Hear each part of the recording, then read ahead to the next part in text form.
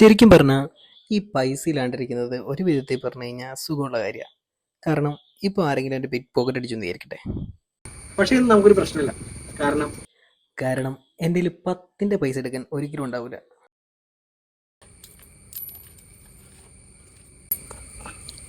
Thanks bro.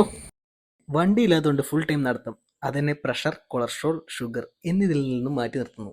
പിന്നെ മിക്കവരും ചോദിക്കാറുണ്ട്, നമ്മൾ ആരെങ്കിലും ദൈവത്തെ കണ്ടിട്ടുണ്ടോ?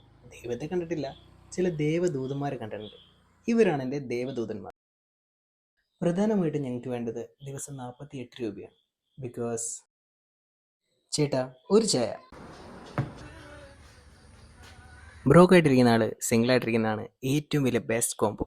ബിക്കോസ് കാശില്ലെങ്കിൽ പെണ്ണില്ല, പെണ്ണില്ലെങ്കിൽ പ്രശ്നമില്ല. So simple.